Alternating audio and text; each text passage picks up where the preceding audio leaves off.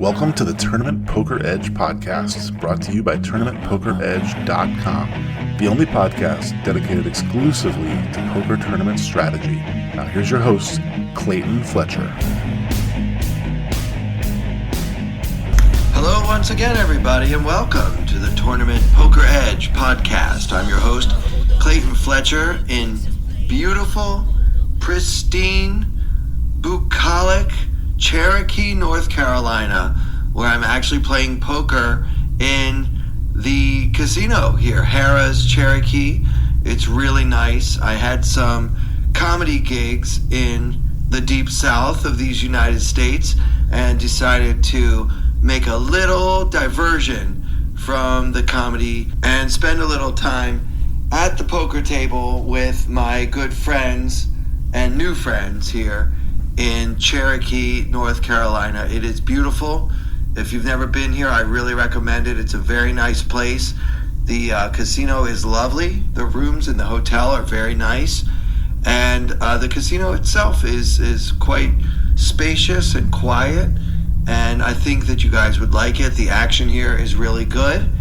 As you may have heard from our own Derek Killingbird Tenbush on previous episodes, you guys know that he lives down here in the South, just by virtue of the fact that he can't talk to you without saying, "How y'all doing?" That's our KB. Anyway, there is some, I don't want to call it backlash, but some people had a question for me about something I said on last week's episode, which if you were listening, we talked about a number of poker news items, and we also discussed the interview between Joey Ingram and Ebony Kenny. And in that discussion, I mentioned that I am a huge fan of free speech, but at the same time, I thought that some of the chat that was happening during that interview should have been censored. So some of our listeners had questions for me about how I can be pro free speech, but also pro-censorship at the same time. And I want to be very clear about this. I have talked on this and other podcasts, most notably the Thinking Poker podcast, in defense of comedians and of parody and of anyone who is intending to get a laugh. And as Ebony mentioned in that very interview and in the aftermath thereof, intent matters. I agree with her on that. I think that intent is important. A comedian who's standing on a stage is obviously trying to get laughs. I mean, that is the job. Assuming it's a professional comedian, that person, believe me, is trying desperately to get laughs. And if he or she says something that offends anyone, it's not meant to do that. So I think that the intent is important. In this case, the only things that I thought should have been censored were the racially charged comments, use of the N-word, for example.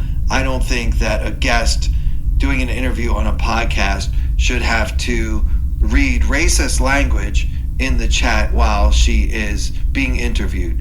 And I stand by that. I think that there's a difference between free speech and hate speech.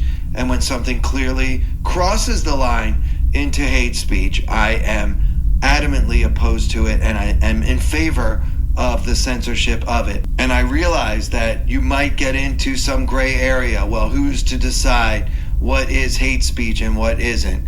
Well, I'm willing to accept that problem if it means anything that we all adamantly agree and we can't find anyone who disagrees is hate speech. I think that should definitely be deleted. And then we can discuss whether other things that are in that gray area belong in that area or in the protected area of free speech. Look, this is America, but just like you can't yell fire in a crowded movie theater and claim that you're exercising free speech, we do have protections for marginalized groups against this sort of thing, and I am in favor of censoring that. If I had my own YouTube channel where I interviewed people, I would instruct my moderators, do not censor the chat unless there is something that you are sure is hate speech. And I think that line was crossed, and that is the only censorship of which I personally am in favor. As always, I want your opinions. Let's keep the conversation going. I'm on Twitter at Clayton Comic, and I'd love to hear from you. Something happened this week. They had a meeting. The Tournament Directors Association met, and they talked about updating the official rules of tournament poker. And one area that I think was interesting, they addressed the problem of stalling without really solving the problem of stalling. Now, for anyone who doesn't know, many times in a live poker tournament, especially the really big ones, like the WSOP main event, for example, players are so interested in climbing the ladder because every little pay jump is worth so much to them in terms of real dollars that many times players will play extremely slowly, pretending to have a decision before they fold Jack 4 offsuit from under the gun. Things like that. Like blatant stalling will happen in a tournament like that where people are just really clock watching and trying to figure out, well, if I can wait for 2 more people to bust, I'm going to increase my pay jump, and that sort of thing. So that is a problem, especially for televised tournaments, because nobody wants to watch you sit there on TV for 20 minutes trying to figure out whether or not you should fold Jack 4 offsuit under the gun. And it is a problem, but it's also a problem in non-televised events because they're just, there has to be some respect for the spirit of the game. But if there's nothing in the rules, then there's nothing to enforce. So here's the new rule as it stands in the TDA handbook. That stands for Tournament Directors Association. And I'm quoting here, the House should clearly announce intention to reduce stalling so that players understand timely play is expected. It's recommended that each house establish creative methods for reducing stalling. Some methods successfully used by TDA member houses include random table breaks instead of table draws, using a fixed number of hands per level, going orbit for orbit, soft hand for hand, and adding a shot clock. So this is directly from the new TDA rules, PR 19, whatever that means. So look, I don't really think this is a solution. It's actually more like a coaching session for tournament directors out there. Like, here's what you should try to do. Look, I think that this should be a uniform across the board thing. Big announcement. Okay, guys, we're not going to go hand for hand yet, but if the stalling continues, we will. So if there's someone at your table who's stalling, let's start calling the clock on that person now, unless you all want us to go hand for hand from now until the end of the tournament. Some kind of clear warning to all players so that players will start to enforce the timely play rule themselves, I think would be a huge step in the right direction. And obviously, any poker tournament that doesn't have a shot clock, they should implement some kind of shot clock so that players don't even have to call for the clock in the first place. The dealers should be empowered to put that clock on, and anyone who stalls for more than 30 seconds, especially pre-flop, that should be an automatic dead hand. There's never a reason to take more than 30 seconds before the flop. I'm sorry, and especially if it becomes chronic, that just needs to be addressed. But yeah, at least having something in writing that says that creative measures can be used. Like if we're going by TDA rules, then any tournament director could say, well, my creative measure was I'm putting a clock on just this one player that he has to make his decision in 10 seconds because he's already abused the timely play rule way too much to this point. So now we get to punish him with creative measures. So yeah, I'd like to see something a little bit more concrete, but at least it's a step in the right direction so that players can't say there's no rule against stalling. All right, well, as we mentioned on last week's podcast, I am still feeling the afterglow of my incredible and dominating victory in the $3 Killingbird Home Game as featured on Twitch, where if you were following along with KB a couple of Tuesdays ago, you got to see me ride my wave to poker glory against some of the best in the world in the $3 buy-in. KHG, as it's known. I think I got, Killingbird Home Game, right? Yeah, KHG. So I thought that maybe I could go over a hand or two that I played in that highly prestigious tournament. So it's a weekly home game on ACR, and the cost to enter is $3.30. It's a PKO, which means every time you bust somebody, you win some amount of money. So here we go. We're not in the money yet, but we're getting close. I think they paid 7 places, and we had 13 remaining in the tournament. The blinds were 300, 600 with a 75 ante per player. Now my table is down to 5 players, as we just lost one, and we haven't had his seat replaced yet.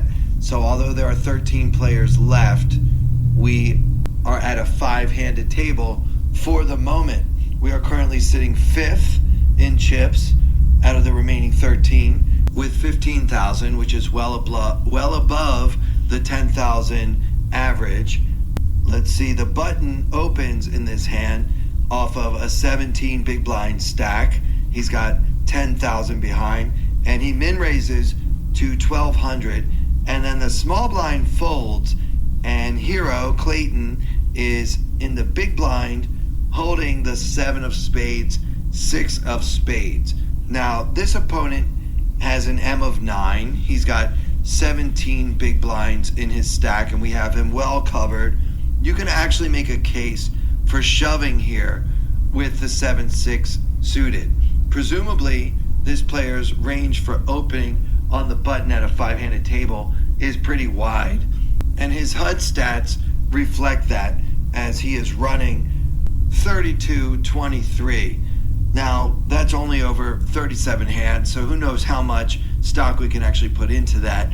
But yeah, those are pretty loose numbers there. So yeah, you could absolutely shove with this if you want to. I'm okay with calling or 3-bet shoving, but I'm not okay with folding. We're getting a great price, and we have a playable hand. So I decide to call here, and we're going to see a flop with the 7 of spades, 6 of spades, with 3,075 in the middle, and the button being the effective stack with 9K. The flop comes 10 of clubs, 8 of clubs, 4 of spades. So 10, 8, 4. We have 7 high, but we also have a backdoor flush draw as well as a double gutter. Did anyone out there miss the fact that I don't have just one gut shot holding the 7-6 on the 10-8-4 flop? So I decide to lead out. Now this is a play that I will make when I flop a flush draw on this board. I may also do it occasionally with a set, hoping to get raised by a player that thinks I couldn't have a strong hand when I lead out. Assuming that I'm going to have a flush draw, it does kind of look like I have flopped a flush draw here, and I'm trying to see the next card cheaply and try to make a hand. So that is what it's supposed to look like.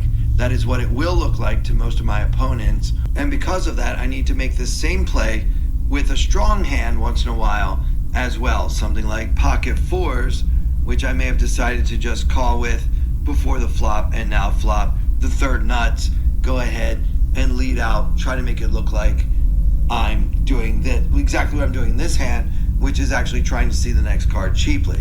You can protect that range by occasionally making the same play with a very strong hand like a set or maybe top 2 pair.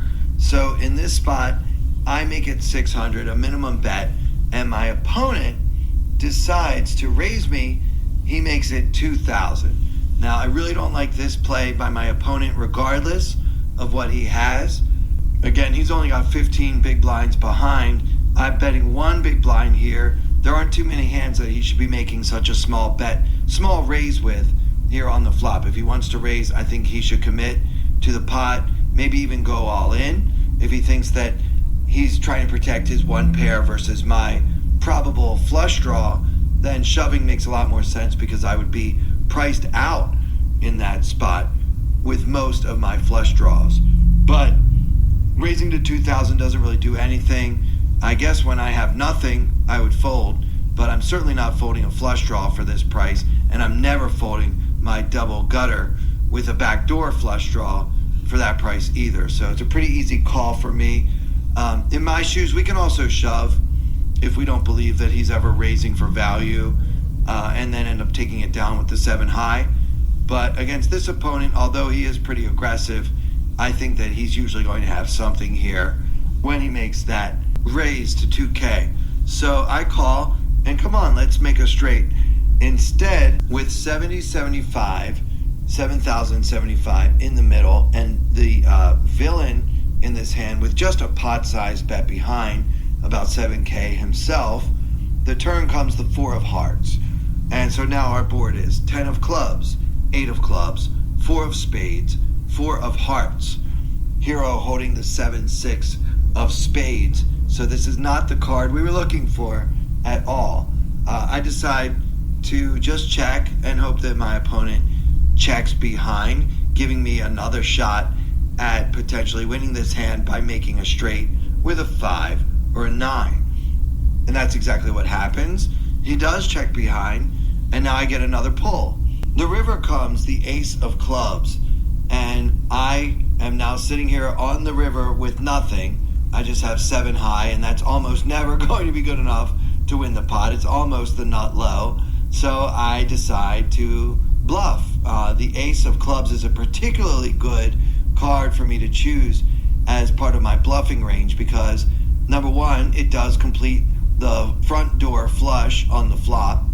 It's also an ace, and it's unlikely that my opponent has an ace. So when he raised me on the flop with a hand like 9-8, for example, he will not be happy to see an ace on the river. So it's a perfect scare card because it's not only an ace, but it also completes the flush on the flop, which is a very likely holding of mine for having led the flop and checked the turn after having called the flop raise.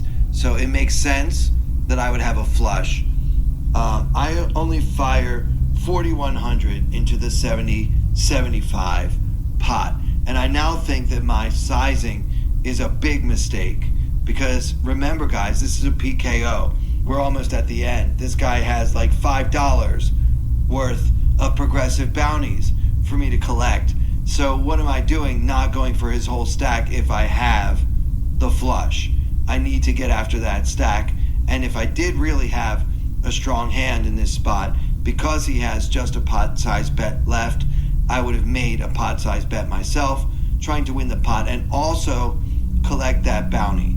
I made a mistake here, but I got away with it. My opponent folds. But let's think about this sizing on the river, guys. It doesn't make sense for me to ever bet 4,000 with a strong hand. So it's really just I was trying to save myself a couple thousand in case my bluff gets called.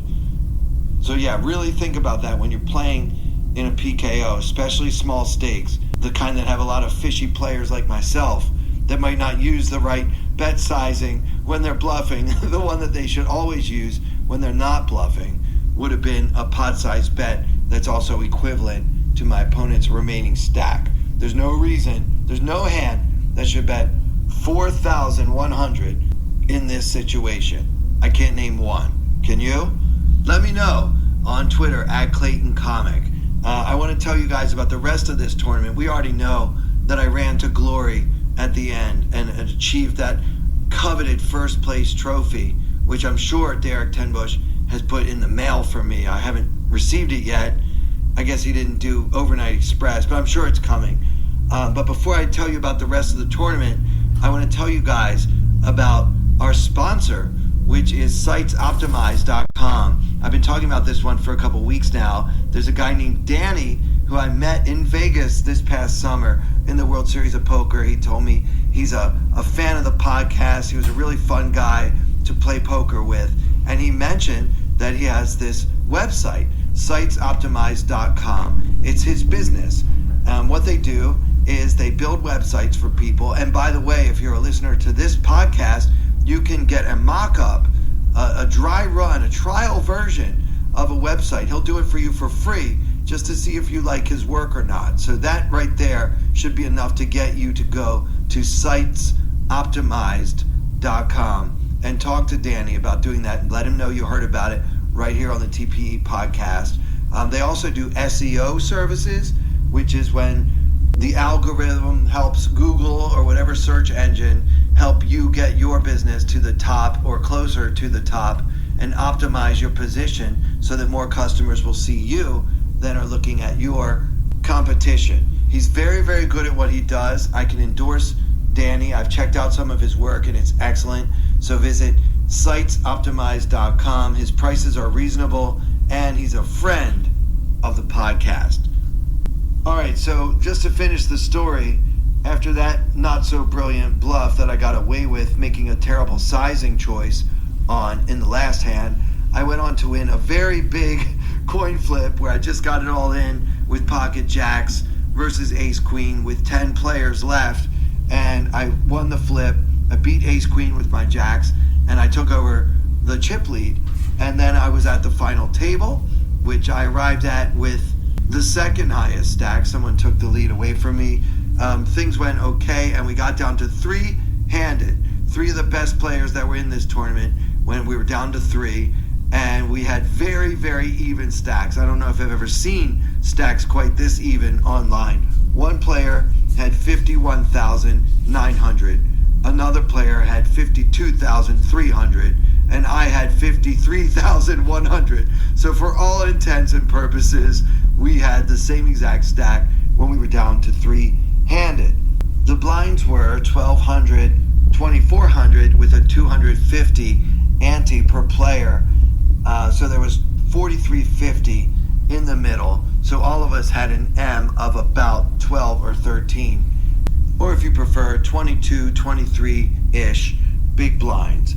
On the button, a player named Marinico85, and if you're listening, shout out to Marinico85. Congrats on cashing in the highly prestigious Derek Tenbush Killingbird Home Game poker tournament on America's Card Room. He limps in on the button, which I don't think he should be doing with pretty much any hand. There aren't that many strategies that I'm familiar with that involve limping three-handed at a PKO final table, but that's what he chooses to do. He limps in his HUD stats. I don't have a ton of hands on him, but I did have 100, which starts to get a little bit more significant. But he's running 39-14. And so he limps in, and with a 39-14, you would expect him to be limping maybe a little bit more often than he should. And I'm in the small blind. I've got an ace of spades, 8 of clubs. Not a great hand, but three-handed, it is certainly worth a raise. I decide to go for a large raise sizing here. The reason being, I don't mind taking it down. Ace-8 offsuit doesn't flop particularly well. The big blind, Hooligan 420, is a particularly strong opponent on my left. I'd love to just at least get him out of this pot so I can play heads up with my ace-8 versus Marinico85. So that was my thinking, and I made it 10,350, which I thought might be enough of a raise to get some of the riffraff out of there. And sure enough, Hooligan 420 does fold, and my opponent in this hand, the button limper, Marinico85, decides to call. So we are going to see a flop. Again, Hero holding the ace of spades, 8 of clubs, and now with 23,850 in the middle, the flop comes ace of hearts, king of hearts, queen of diamonds. So ace, king, queen with 2 hearts. The pot has 23,850 in it. The players each have about 42,000 remaining in their stacks, so the SPR is less than 2. And what do I always say about having an SPR of under 3? Guys, if you flop top pair with that SPR, it is almost always a mistake to fold at any point, having the top pair and such a small stack to pot ratio. So I decide to go ahead and commit to this pot. I down bet, as we used to say. I C bet 71.25 into 23,850. So, 30% pot here, very small bet. And Marinico85 does something very unorthodox. and click, min raises me to 14,250. And at that point I said, you know what?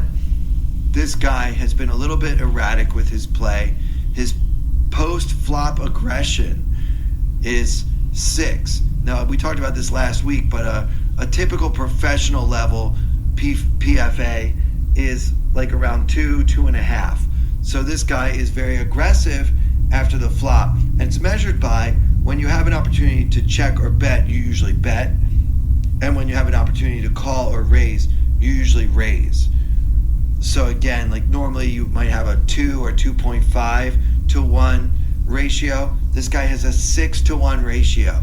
Against a player like that, having put in so much of my stack already and having flop top pair, 3-handed with ace-8, there's just no chance I'm folding. I go all in. And I'm thinking, please don't snap call with Jack-10. And he doesn't. He folds. And I went on to win the tournament.